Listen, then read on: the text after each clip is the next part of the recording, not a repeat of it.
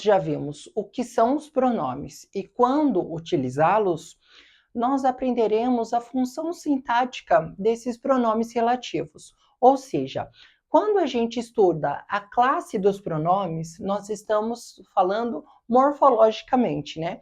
Então, quanto à morfologia, ou seja, quanto à classe de palavras, o pronome é intitulado assim.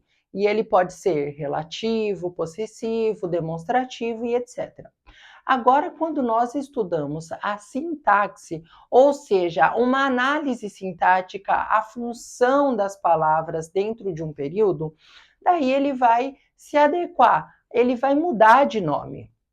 Enquanto a análise sintática, eu não posso classificar uma palavra com um pronome. Eu tenho que entender a função desse pronome dentro daquele período. E é isso que nós vamos fazer a partir de agora, então. Só para relembrar, então, um pronome relativo é aquele que se relaciona com um termo antecedente. Então, aqui nós temos duas orações. Os alunos estudaram bastante e os alunos foram aprovados. Para nós não repetirmos, né, os alunos aqui nas duas orações, nós unimos num período só e substituímos os alunos aqui pelo pronome relativo que.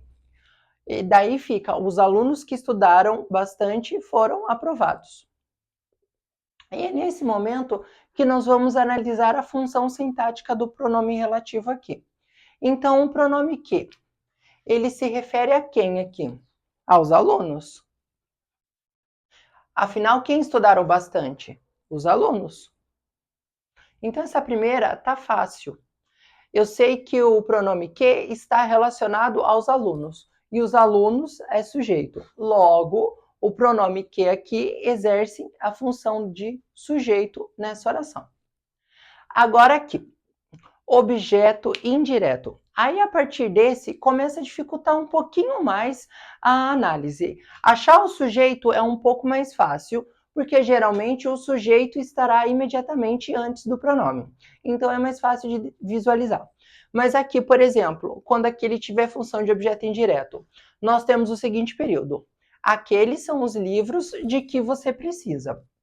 Nesse momento, a gente tem que decompor as orações, fazer mais ou menos o que aconteceu aqui. Separar a oração principal, a oração subordinada.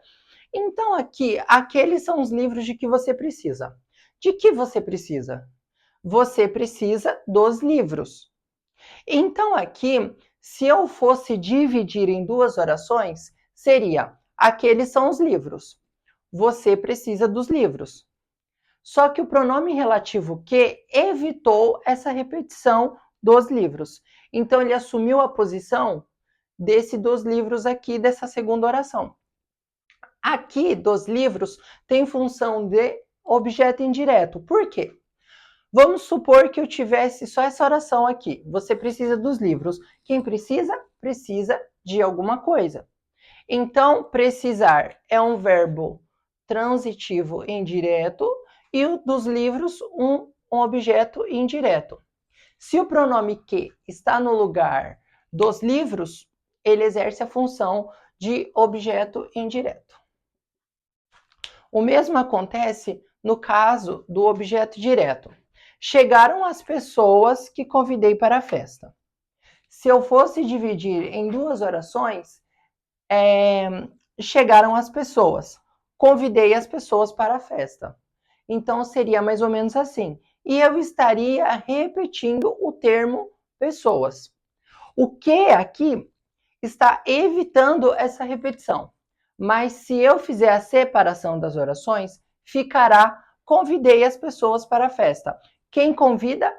Convida alguém. Então, pessoas aqui é objeto direto.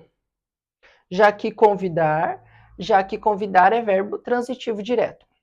Se o pronome relativo que está ocupando o lugar de pessoas, então ele será, nesse caso, objeto direto. Seguindo agora, quando o pronome relativo tiver função de complemento nominal, como aqui. São várias as peraltices de que as crianças são capazes. Então, aqui bastaria nós invertermos essa oração para poder visualizar melhor a função. As crianças são capazes de várias peraltices. Aqui, as crianças são capazes de alguma coisa. Então, o pronome que aqui está ocupando essa posição de complemento nominal. Por quê? Porque as crianças são capazes. Capaz, aqui no caso, é um adjetivo. Então, esse de que está completando o sentido desse adjetivo. Elas não são capazes de peraltices? Então, aqui eu tenho um adjetivo. O de que completa, ocupa o lugar desse adjetivo aqui na oração de baixo. Completando o sentido de capaz. Então, de que, aqui no caso, exerce a função de complemento nominal. Afinal, adjetivos e substantivos são nomes, né? Então, a partir do momento que ele completa o sentido de um nome, ele é um complemento nominal. Seguindo, então, agora o pronome relativo assumindo a função de predicativo do sujeito, como aqui no exemplo. Admiro a grande pessoa que você é. Então, nós temos aqui que você é, né, sendo introduzida pelo pronome relativo. Então, se nós fôssemos desmembrar esse período, nós teríamos algo como você é uma grande pessoa. Qual seria o sujeito aqui em você é uma grande pessoa? Você. É uma grande pessoa? É uma característica que está ligada aqui a você. E está unida por um verbo de ligação, né? O verbo ser. Desse modo, tudo isso daqui é predicativo do sujeito, que é aquela característica ligada diretamente ao sujeito, mas que se encontra no predicado. Se uma grande pessoa é predicativo do sujeito e o pronome que aqui está remetendo a uma grande pessoa, então ele tem a função, nesse caso, de predicativo do sujeito. Ele também pode ter a função de agente da passiva, como aqui. Aquela é a revista pela qual fui homenageada. Então, se nós fôssemos modificar um pouco a oração, ficaria: ou fui homenageada pela revista. Aqui nós temos uma voz passiva, né? Fui homenageada. E o agente dessa voz passiva é a revista. Afinal, foi a revista que homenageou. Então, se revista é o agente dessa voz passiva, o pronome relativo qual aqui está ocupando o lugar de revista. Logo, ele vai exercer, nesse caso, a função de agente da passiva também. E, por fim, o pronome relativo com função de adjunto adverbial.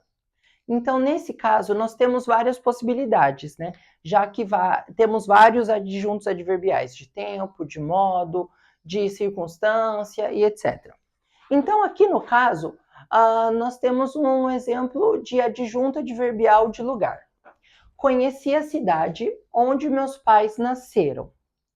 O pronome onde, ele geralmente estará se referindo ao local. Então, quando nós formos analisar uma oração em que esse pronome apareça, muito provavelmente ele exercerá a função de adjunto adverbial de lugar. Aqui no caso, conheci a cidade onde meus pais nasceram, eu mudaria a oração ficando meus pais nasceram na cidade. Então, o onde aqui está retomando cidade. Meus pais nasceram na cidade. Eu tenho o verbo nascer e o na cidade atribuindo uma circunstância a esse verbo, o local em que eles nasceram, em determinada cidade. Então, na cidade aqui é adjunto adverbial de lugar. Se o onde está ocupando a cidade, então ele também será adjunto adverbial de lugar. Então, essas são as funções sintáticas dos pronomes relativos. O mais comum é o que aparece nos períodos, é o pronome relativo que. Mas como vocês viram, pode aparecer outros, como apareceram aqui, ó, onde, qual, quanto, quando, né? Outros pronomes poderão aparecer, né? Mas o pronome principal é o pronome relativo que. Então, relembrando, nós sempre vamos dividir o período, vamos tentar analisar as orações que compõem o período isoladamente, porque assim fica mais fácil de visualizar o termo em que o pronome relativo está substituindo. Aí a função que ele vai ocupar naquele período é exatamente a função que aquele termo que ele substitui ocuparia.